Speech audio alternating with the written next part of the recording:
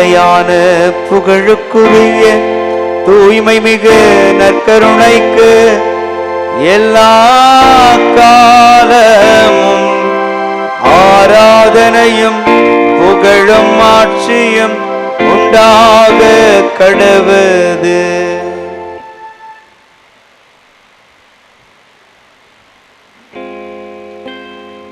ஆண்டவராகிய கடவுள் நம்மை மீட்பதற்காகவே பூவுலகத்திற்கு இறங்கி வந்தார்.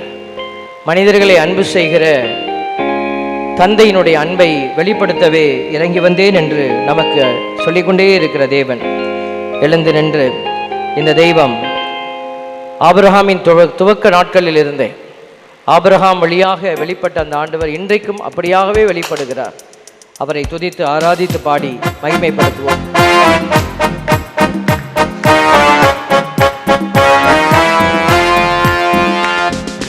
அப்ரகாமின் தேவனே, ஈசாக்கின் தேவனே, யாக்கோபின் தேவனே, எங்கள் ஏக கர்த்தாவே. அப்ரகாமின் தேவனே, ஈசாக்கின் தேவனே, யாக்கோபின் தேவனே, எங்கள் ஏக கர்த்தாவே. சேனைகளின் கர்த்தரே, ஆராதிப்போம் உம் நாமம். சேனைகளின் கர்த்தரே, ஆராதிப்போம் உம் நாமம். ஆராதனை ஆராதனை நற்கருணை நாதரே, ஆராதனை ஆராதனை ஆராதனை நற்கருணை நாதரே, ஆராதனை. அப்ரகாமின் தேவனே, ஈசாக்கின் தேவனே, யாக்கோபின் தேவனே, எங்கள் ஏக கர்த்தாவே. அப்ரகாமின் தேவனே, ஈசாக்கின் தேவனே, யாக்கோபின் தேவனே, எங்கள் ஏக கர்த்தாவே.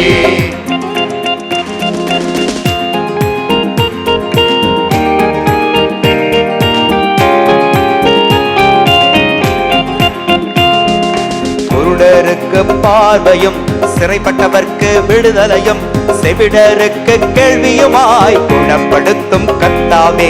குருடருக்கு பார்வையும் சிறைப்பட்டவர்க்கு விடுதலையும் செவிடருக்கு கேள்வியுமாய் குணப்படுத்தும் கர்த்தாவே. சேனைகளின் கர்த்தரே, ஆராதிப்போம் உம் நாமம். சேனைகளின் கர்த்தரே, ஆராதிப்போம் உம் நாமம். ஆராதனை ஆராதனை நற்கருணை நாதரே, ஆராதனை ஆராதனை ஆராதனை நற்கருணை நாதரே, ஆராதனை ஆராதனை ஆராதனை ஆராதனை நற்கருணை நாதரே, ஆராதனை. ஹல்லேலூயா ஹல்லேலூயா ஹல்லேலூயா ஆமென் ஆமென் ஹல்லேலூயா ஹல்லேலூயா ஹல்லேலூயா ஆமென் ஆமென் ஹல்லேலூயா ஹல்லேலூயா ஹல்லேலூயா ஹல்லேலூயா ஹல்லேலூயா ஹல்லேலூயா. கண்களை மூடி கரங்களை குதித்து ஆண்டவரை துதிங்க.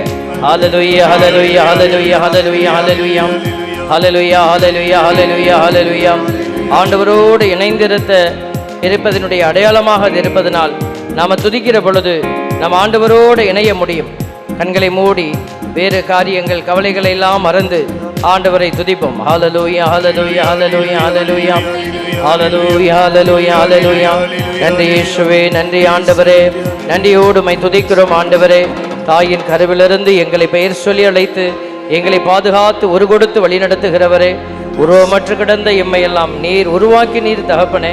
தாயின் கருவில் நீ உருவாக முன்னரே உன்னை நான் அறிந்திருந்தேன் என்கிற எரேமியா 1:5 வார்த்தைகளை நினைவு கூறுகிறோம் ஆண்டவரே. ஒன்றுமில்லாத நிலையில் நின்ற எல்லோரையும் நீர் ஒரு கொடுத்து புதுப்பித்தீரப்பா, ஒரு கொடுத்து உயிர் தந்தீர் தகப்பனே. நாங்கள் இந்த இடத்துல உருவமெடுத்து ஒரு நபராக நிற்பதற்கு ஆண்டவரே நீரே காரணகர்த்தாவாக இருந்தீர் தகப்பனே. அதற்காக நன்றி செலுத்துகிறோம் ஆண்டவரே. நீர் கொடுத்த உடல், நீர் கொடுத்த உள்ளம், நீர் கொடுத்த அறிவு, நீர் கொடுத்த ஆன்மா எங்ககிட்ட இருக்கிற எல்லாத்தையும் ஒப்பு கொடுக்குறோம் ஆண்டவரே. உங்களுடைய உடல் உள்ளம் ஆன்மாவை ஒப்பு கொடுங்க, எல்லாத்தையும் ஒப்பு கொடுங்க. இயேசுவே நீங்க இதுல தங்குங்கப்பான்னு கூப்பிடுங்க. பரிசுத்த ஆவியானவரே எனக்குள்ளே நீங்க தங்குங்கன்னு சொல்லி கூப்பிடுங்க. உங்களுக்குள் இருக்கிற எல்லா தீமையின் கட்டுகளும் உடைக்கப்படும். தீ ஆவிகளுடைய சஞ்சரிப்புகள் இருந்தால் எல்லாம் விலகிவிடும். நீ பரிசுத்த ஆவிக்கு உன் இதயத்திலே இடமளிப்பது தெரிந்தால் தீமையின் ஆவி உன்னை விட்டு விலகி ஓடும். இயேசுவினுடைய பரிசுத்த வல்லமை உனக்குள்ளே கடந்து செல்லும்படியாக ஒரு விஷயம் ஒப்பு கொடுத்து ஜெபிங்க. ஹல்லேலூயா ஹல்லேலூயா ஹல்லேலூயா ஹல்லேலூயா ஹல்லேலூயா ஹல்லேலூயா ஹல்லேலூயா ஹல்லேலூயா. இங்க இருக்கிற எல்லாருடைய இதயங்களிலும் தூய ஆவி நிரப்பப்பட வேண்டுமாய் ஜெபிக்கிறோம். ஹல்லேலூயா ஹல்லேலூயா ஹல்லேலூயா ஹல்லேலூயா ஹல்லேலூயா ஹல்லேலூயா. இதோ ஆவி பலப்பட உம்முடைய வல்லமையின் ஆவி பிள்ளைகளை நிரப்பும்படியாய் ஜெபிக்கிறோம் ஆண்டவரே. ஹல்லேலூயா ஹல்லேலூயா ஹல்லேலூயா ஹல்லேலூயா ஹல்லேலூயா ஹல்லேலூயா. ஆண்டவர் உன் பலவீனத்தை மாற்றுகிறார். ஹல்லேலூயா ஹல்லேலூயா ஹல்லேலூயா ஹல்லேலூயா. அச்சத்தினுடைய ஆவி, பயத்தினுடைய நிலையை ஆண்டவர் மாற்றுகிறார். ஹல்லேலூயா ஹல்லேலூயா ஹல்லேலூயா ஹல்லேலூயா ஹல்லேலூயா ஹல்லேலூயா. வாழ்வின் மீது ஒரு வெறுப்பு கொண்டிருக்கிற அந்த வெறுமையின் ஆவியை ஆண்டவர் விரட்டி வாழ்வின் ஆவியான அவரே உனக்குள் குடிகொள்கிறார். ஹல்லேலூயா ஹல்லேலூயா ஹல்லேலூயா ஹல்லேலூயா ஹல்லேலூயா ஹல்லேலூயா. நடந்ததெல்லாம் எனக்கு தீமையாகவே நடந்தது, இதில் நன்மையே நடக்கவில்லை என்று நினைத்து கொண்டிருக்கிற உன்னுடைய அந்த நெகட்டிவ் பர்செப்ஷன், இதோ ஆண்டவருடைய பிள்ளைகளுக்கு நன்மை செய்தார் அதை மறந்த நிலை, அதை மறக்கடிக்க செய்த தீமையினுடைய அதிகாரத்தை இதோ ஆண்டவர் இப்பொழுது முறியடித்து ஆண்டவர் உனக்கு செய்த எல்லா நன்மைகளையும் ஆண்டவர் நினைவுகூர செய்கிறார். ஹல்லேலூயா ஹல்லேலூயா ஹல்லேலூயா ஹல்லேலூயா ஹல்லேலூயா ஹல்லேலூயா ஹல்லேலூயா ஹல்லேலூயா ஹல்லேலூயா ஹல்லேலூயா. நன்றி இயேசுவே, நன்றி ஆண்டவரே. இதயத்திலே கரங்களை வைத்து ஆண்டவருக்கு நன்றி செலுத்துங்க. ஆண்டவரே, நீர் செய்த எல்லா நன்மைகளுக்கு நன்றி ஆண்டவரே. என்னை படைத்தவரே நன்றி ஆண்டவரே. எனக்கு அழகான உரு கொடுத்தீரே நன்றி. எனக்கு உயிர் தந்தீரே நன்றி. குடும்பத்தை தந்தீரே நன்றி ஆண்டவரே. இன்னும் என்னை சுற்றிலும் எத்தனையோ மனிதர்களை எனக்காக கொடுத்தீரே தகப்பனே, நன்றி செலுத்துகிறோம் ஆண்டவரே. இதோ நான் வெறுமையாய் நின்று விடாதபடி என்னை உடலால் மட்டுமல்ல உறவுகளாலும் இதோ எங்களுடைய அன்பு பந்தங்களாலும் இதோ எங்களை அன்பு செய்கிற நல்ல ஆசீர்வாதமான பிள்ளைகளாலும் எங்களை நிறைத்தீர தகப்பனே. இதோ நீர் கொடுத்திருக்கிற எல்லா ஆசீர்வாதங்களுக்கு நன்றி ராஜா.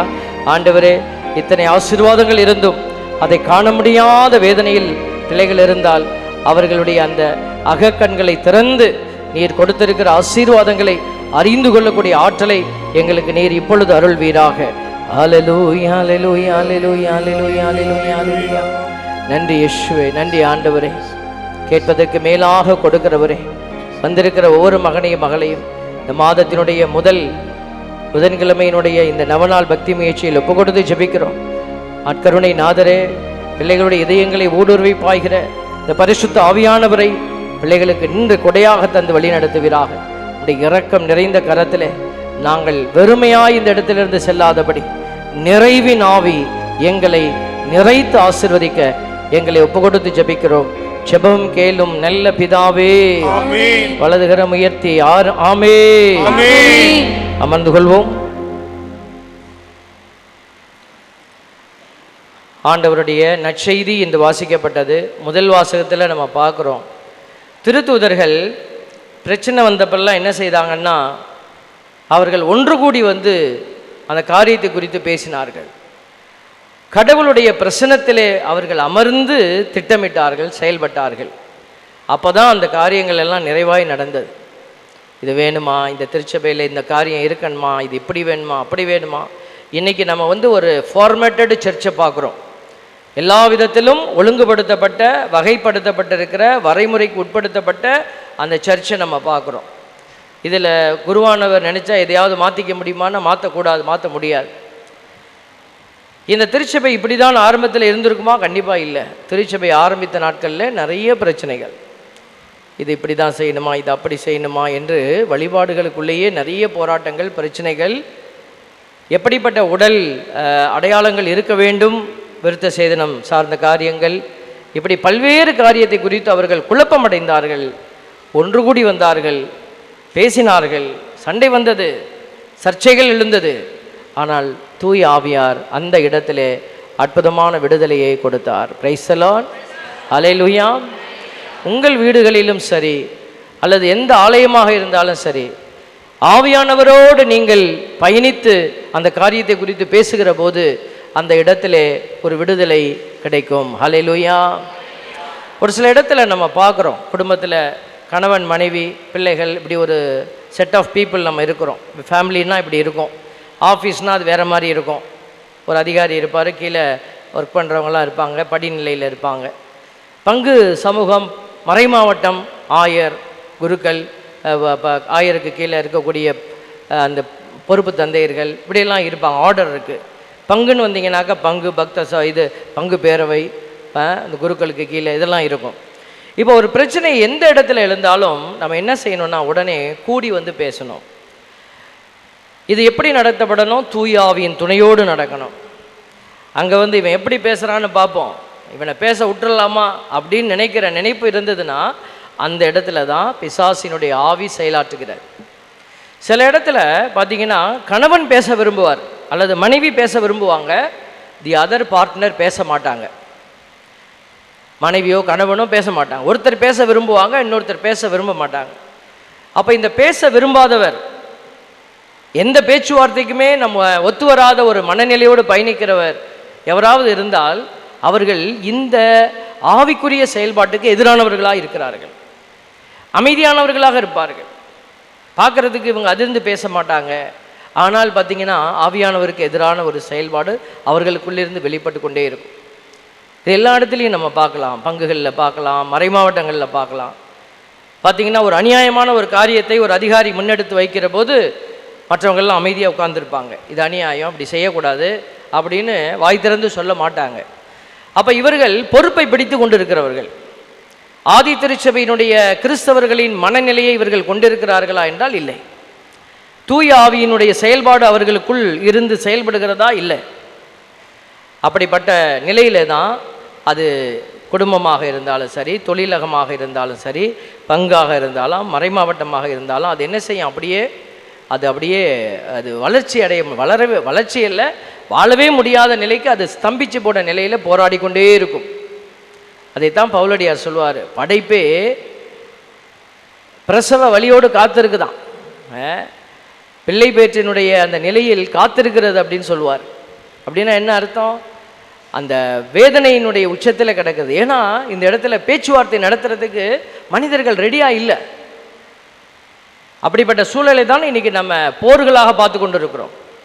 பேசுகிறதுக்கு நான் ரெடியாக இல்லை, அடிக்கிறதுக்கு தான் நான் ரெடியாக இருக்கிறேன், அழிவுக்கு நான் ரெடியாக இருக்கிறேன். இது வெளி தேசத்தில் மட்டும் அரசுகளில் மட்டும் நடக்கலை, அன்றாட வாழ்க்கையில் வீடுகளில் நடக்கிறது.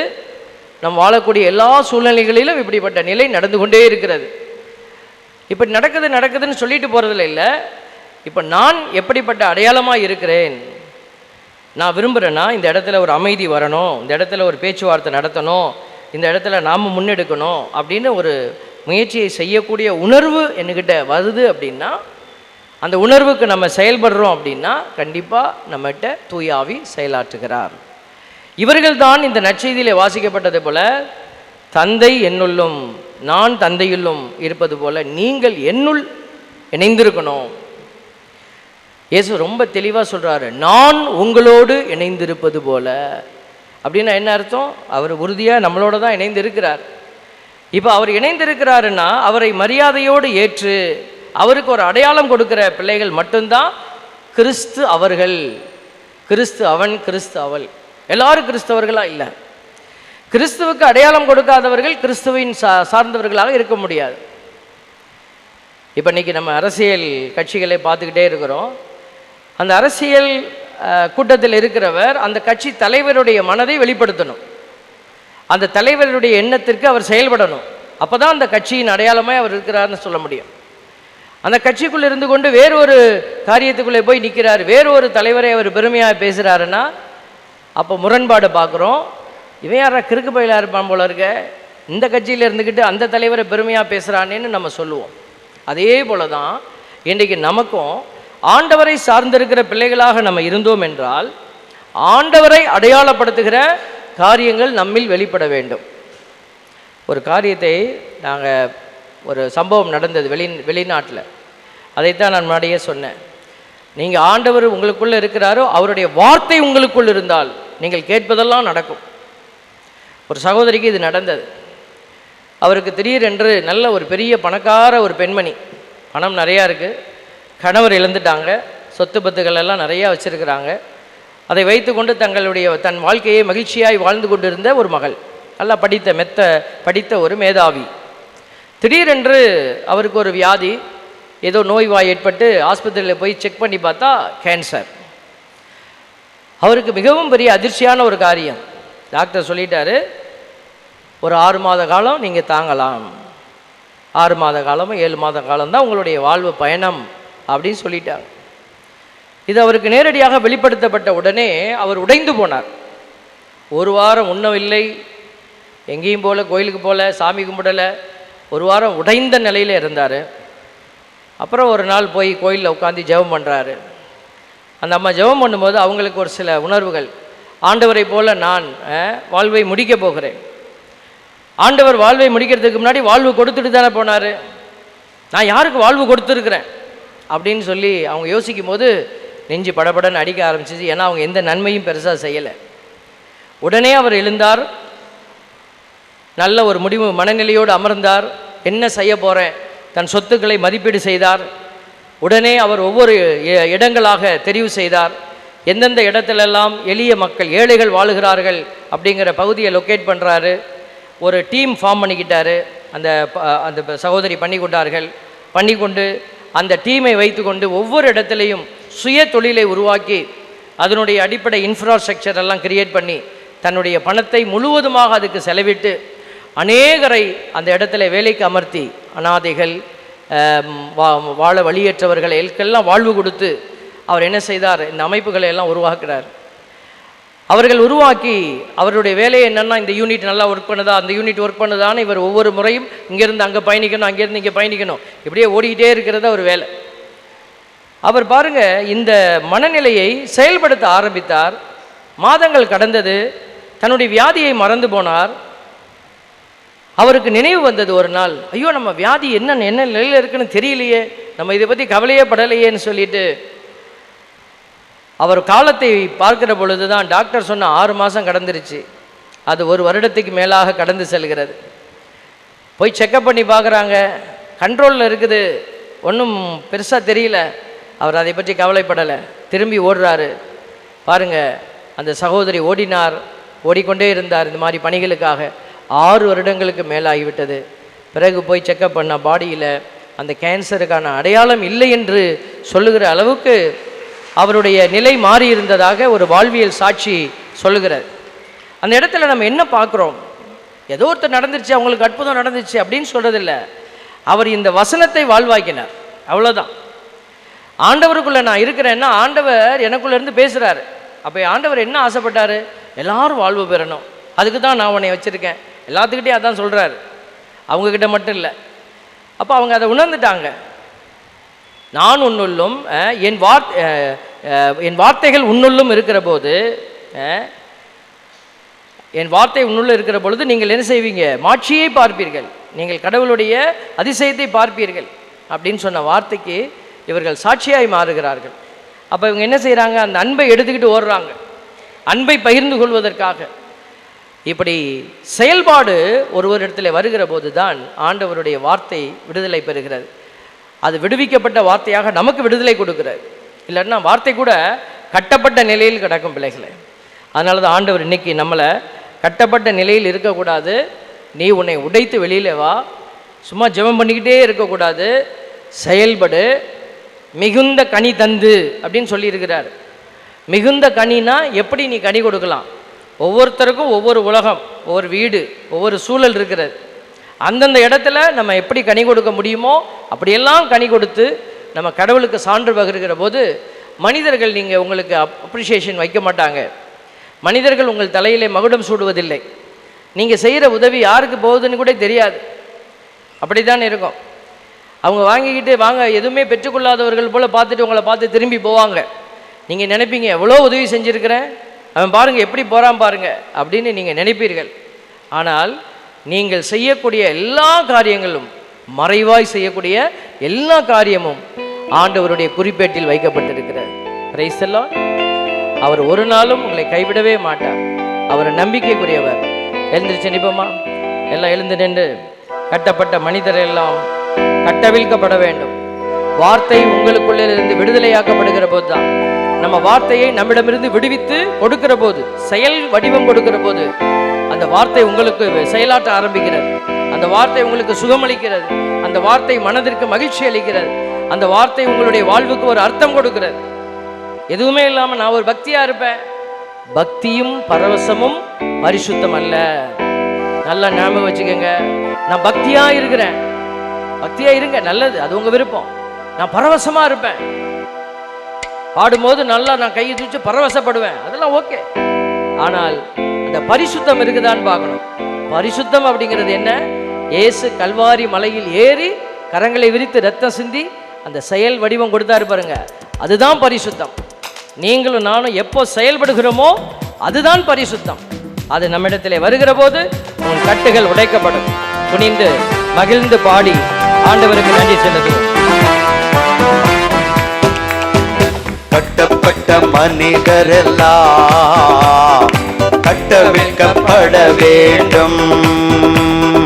கட்டப்பட்ட மனிதரெல்லாம் கட்டவிழ்க்கப்பட வேண்டும். காயப்பட்ட மனிதரெல்லாம் கல்வாரி வர வேண்டும். கர்த்தர் உம்மை காண வேண்டும். காயப்பட்ட மனிதரெல்லாம் கல்வாரி வர வேண்டும். கர்த்தர் உம்மை காண வேண்டும். தேவா தேவா தேவா தேவா.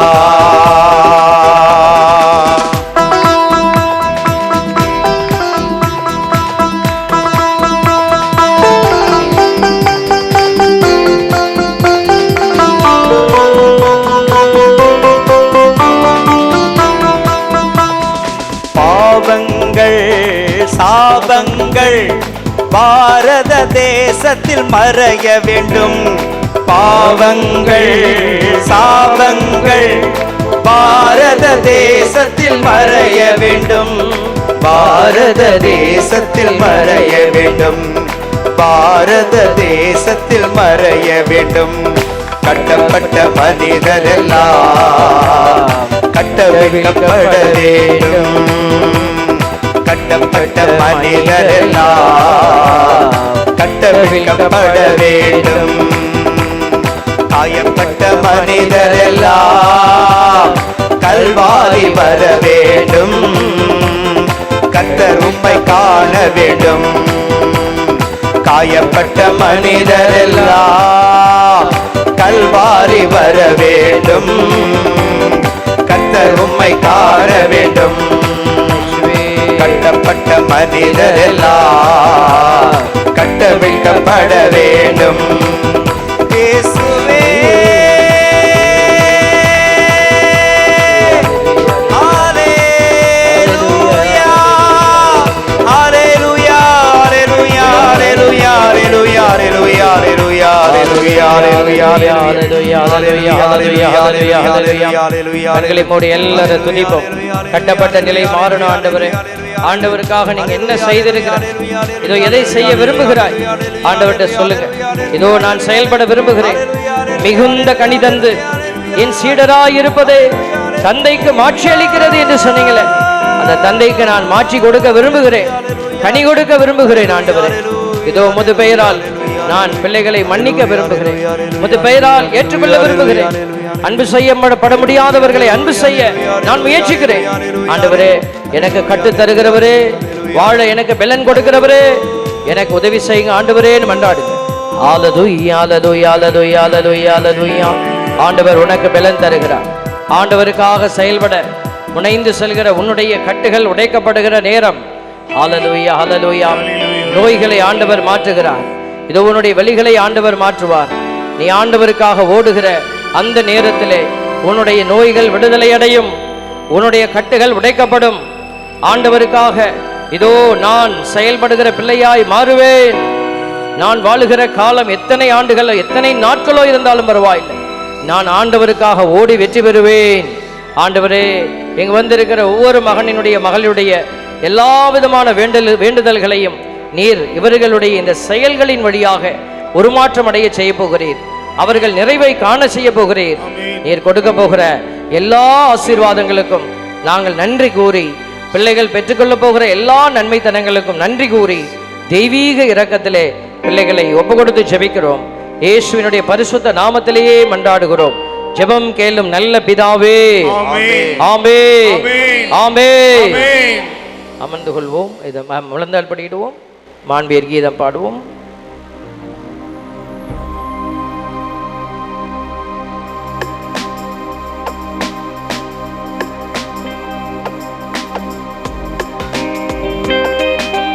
மாண்புயருவருள்ளடையாளத்தை தாழ்ந்து பணிந்து ஆராதிப்போம். பழைய நியம முறைகள் அனைத்தும் இனி மறைந்து முடிவு பெறுக. புதிய நியம முறைகள் வருக. புலன்களாலே மனிதர் இதனை அறிய இயலா. குறையை நீக்க நம்பிக்கையின் உதவி பெறுக. தந்தை அவர்க்கும் மகன் இவர்க்கும் புகழ்ச்சியோடு வெற்றியாற்றும். மீட்பின் பெருமை மாட்சிமையோடு வலிமை வாழ்த்தையாவுமாக. இருவரிடமாய் வருகின்றவரம் தூய ஆவி ஆனவர்க்கும் அளவில்லாத சம புகழ்ச்சி என்றுமே உண்டாகுக.